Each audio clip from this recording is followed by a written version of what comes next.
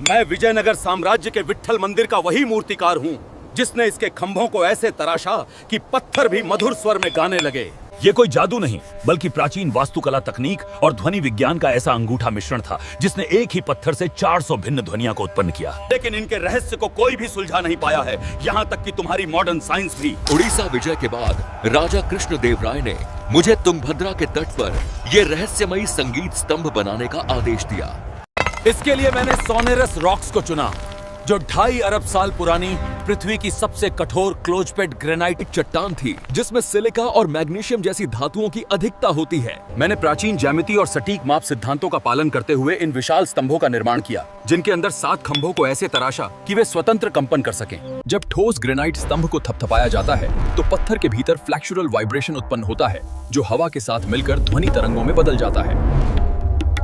मैंने केवल एक पिलर नहीं बनाया बल्कि ऐसे 56 विशाल मुख्य खंभे बनाए थे जिनके साथ छोटे खंभों से शास्त्रीय संगीत के सप्त सुर निकलते थे। जब इन्हें किसी अवसर पर बजाया जाता था तो यह एक विशाल वाद्य यंत्र की भांति कार्य करते थे, जिसकी ध्वनि विट्ठला बाजार तक जाती थी। ये 1 किलोमीटर में फैला अंतर्राष्ट्रीय लग्जरी बाजार था, जिसके दोनों तरफ 2 मंजिला मंडपों में फूल से लेकर हीरे मोती अनाज की तरह बोरी में बिकते थे। राजा कृष्णदेव राय की मृत्यु के बाद जैसे इस नगर पर काल ही आ गया, दक्षिण के 4 सुल्तानों ने एक साथ आक्रमण कर दिया। तालीकोटा युद्ध में आलिया रामा राय ने डटकर सामना किया। वो जीतने ही वाले थे कि सेना के 2 मुस्लिम कमांडरों ने धोखा दिया और सिर कटवाकर भाले पर टांग दिया।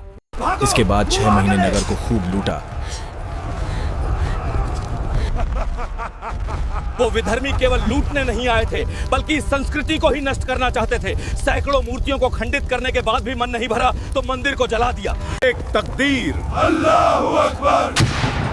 आग और हमले के कारण पिलर्स में माइक्रो क्रैकर्स आने से ध्वनि कम हो गई, क्योंकि किसी ठोस में ध्वनि तभी गति करती है जब मॉलिक्यूलर स्ट्रक्चर एक समान हो। इसके बाद हजारों निर्दोष लोगों का क्रूर नरसंहार किया, यहाँ तक कि महिलाओं से लेकर छोटे बच्चों तक को भी नहीं छोड़ा।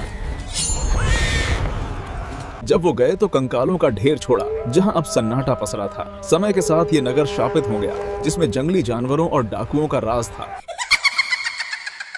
समय बदला और फिर आया 19वीं सदी का वो दौर जब अंग्रेजों ने स्तंभों को देखा तो वो आश्चर्य में पड़ गए। उन्हें लगा इनके अंदर कोई संगीत यंत्र छुपा हुआ है जिससे ध्वनि उत्पन्न हो रही है। ये जानने के लिए उन्होंने 2 खंभों को काट दिया, लेकिन वो तो उनके दिल की तरह ही कठोर निकले।